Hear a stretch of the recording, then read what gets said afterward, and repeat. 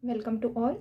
As in a previous lecture, we have seen the properties of RW metric, and the last transformation that we have taken is given by dA square equal to minus e to the power j of t dr square upon 1 minus r square upon a square plus r square d theta square plus r square sine square theta d phi square plus dt square. Now based on this RW metric that we have get as a transformation, we see one of the result, and that result is nothing but in the form of theorem, and which is stated as the spatial extent of this line element that we have seen in the as the property of RW metric. So spatial extent means the spatial coordinate, that is r, theta and phi. We call this as a spatial coordinate and t as a time coordinate. Okay, so space and time coordinate. So we have here the spatial extent of this metric at any given time. That is, we have for any time, we have to show that this spatial extent at any given time is the whole three-dimensional spherical surface. And this three-dimensional spherical surface, which is given as a hypersurface. Hypersurface means three-dimensional surface in 4 space. 4 space means we have the 4 coordinate, but it is a three-dimensional surface, so we called it as hypersurface. So we have to show that here the spatial extent at any given time is the whole three-dimensional spherical surface, which is given by this equation, is embedded in a 4-dimensional Euclidean space. That is, we have to show the embedding of this surface in this 4-dimensional Euclidean space. So what we need to show that we require the Euclidean space, which is given in a 4 coordinate x1, x2, x3, x4, and we need to transform this line element into that 4 coordinate, and we have to show that it is embedded in this 4-dimensional Euclidean space. Means we have to show that this 4-dimensional space contains this 3-dimensional spherical surface. Okay, so we see the computation what we need to show. So in a proof, we see here that we consider firstly the 4-dimensional space. Consider a 4-dimensional Euclidean space.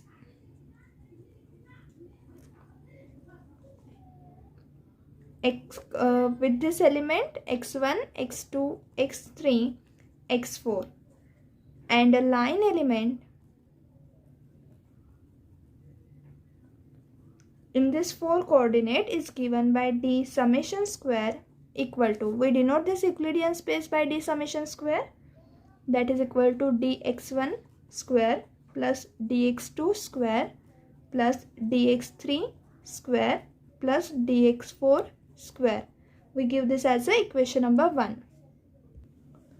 Now we define the 3-dimensional surface. Okay, that is, this is our equation of a 3-dimensional surface. So we let the 3-dimensional,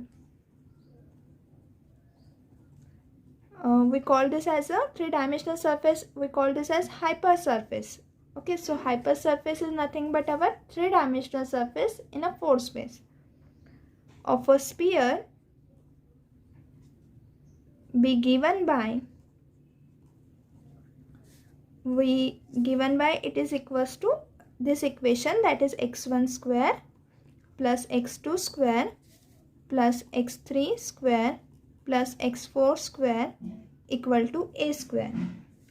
We give this as a equation number 2. Okay, now what this implies, if we differentiate this, we get that twice x1 dx1 plus twice x2 dx2 plus twice x3 dx3 plus twice x4 dx4, that is equals to 0, because a square is constant, so it is equals to 0. Okay, we get this after differentiation. This implies x1 dx1 plus x2 dx2 plus x3 dx3 plus x4 dx4 equal to 0. Okay, that is we take it out common 2, and therefore this implies this is equals to 0. Okay, now we write dx4 in terms of the spatial coordinate, because what we need to show the spatial extent at any given time of a 3-dimensional spherical surface. Okay, so we write this spatial extent, that is a spatial coordinate in x1, x2 and x3 coordinate in terms of this x4 coordinate. Okay, that is x4 is written in terms of this 3 coordinate. So we write this in the form dx4 equal to, we take all this to other side, so we have minus, and we have x4 in the divide, so 1 upon x4 in bracket we can write this as x1 dx1 plus x2 dx2 plus x3 dx3 in this form. We give this as equation number 3, and now we can write from this equation 3, we can write this equation number 1, that is d summation square. We substitute the value of dx4 of this value from equation 3 in equation number 1. So we get that equation number 1 implies d summation square equal to dx1 square plus dx2 square plus dx3 square plus dx4 is written in this form. So it is square of this term is 1 upon x4 square, and in bracket we have this term, so in bracket x1 dx1 plus x2 dx2 plus x3 dx3 whole bracket square. Okay, so we have substituted the square of this term here. Now we give this as a equation number 4, and now we introduce the spherical polar coordinate, because we require this spherical polar coordinate as a spatial extent. Okay, so for this we introduce the spherical polar coordinate because we have here the Euclidean space which is in terms of x1, x2, x3, x4. So we write this x1, x2, x3 in a spherical polar coordinate, and we substitute the value of this x1, x2, x3, x4 in this spatial extent of this line element. Okay, so that will be equals to, so introduce spherical polar coordinate. We have r, theta and phi, that is x1 equals to r sin theta cos phi, comma x2 equals to r sin theta sin phi, comma x3 equals to r cos theta. What this implies, x1 square equal to, we know that in a spherical polar coordinate we have x1 square plus x2 square plus x3 square, that is squaring of this term will be equal to r square. Also we know that x1, if we differentiate this, then we get twice x1 dx1 plus twice x2 dx2 plus twice x3 dx3 equals to twice r. So this implies x1 dx1 plus x2 dx2 plus x3 dx3 is equals to r. Okay, so square of this term will be equals to r square, that is we need to substitute here in this equation 4 the value of this as equals to r. The value of dx1 square, dx2 square plus dx3 square, we have dx1 square, that is if we differentiate this and take the square of that, if we differentiate this x2 and taking the square of that, also differentiating x3 and taking square of that, we get that taking the sum of those dx2 square plus dx3 whole square is equals to dr square plus r square d theta square plus sin square theta d phi square, right? So we get here this term, as we have done many times, this that the sum of this will be equals to this term, and now we need to substitute all this in this equation number 4. Okay, also from here 1 upon x4 square, that we can write from the equation number 2, that we know that here in equation number 2 if we substitute the sum this x1 square plus x2 square plus x3 square, this sum is equals to r square. So substituting this value in equation number 2, we get that equation number 2 implies r square plus x4 square is equals to a square. Okay, and now from this we get that x4 square equal to a square minus r square. Therefore, what this implies, using above, equation 4 takes the form. Okay, what is our equation number 4? This is our equation number 4. Now here we substitute this as equal to dx1 square plus dx2 square plus dx3 square equals to this value. 1 upon x4 square equals to a square minus r square, and this bracket term is equals to r. Okay, so r square.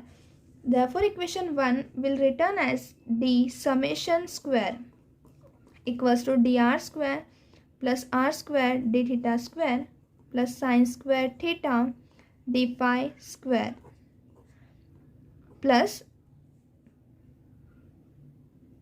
x4 square equals to 1 upon a square minus r square.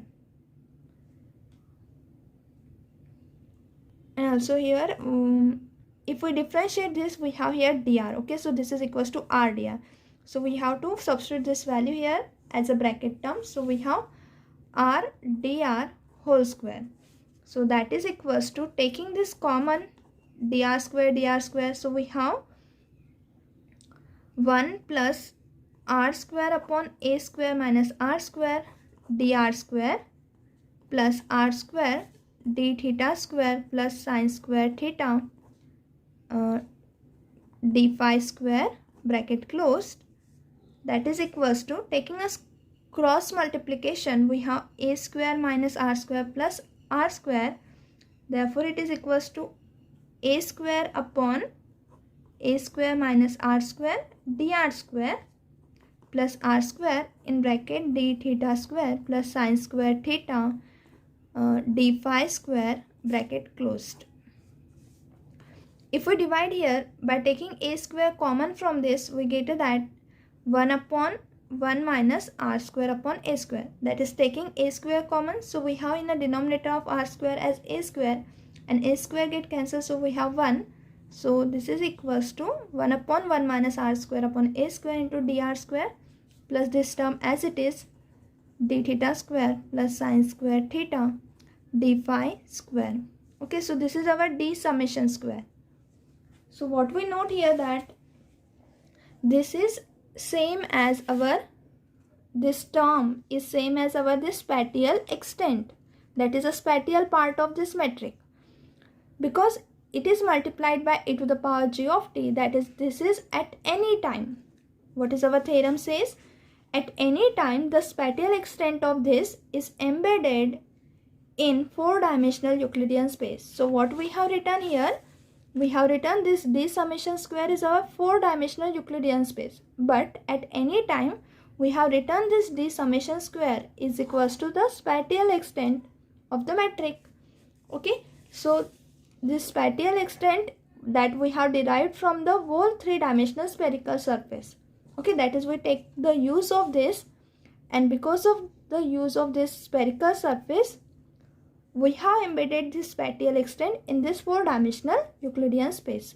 Okay, so here we have discussed about the result on the RW metric, and now we see in next lecture this quantity, that is 1 upon a square in this equation, is nothing but our Riemannian curvature.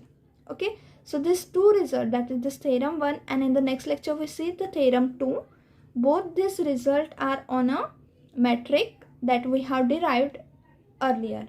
Okay, that is, we have derived here in ds square equals to in the properties of RW metric. Okay, so thank you everyone.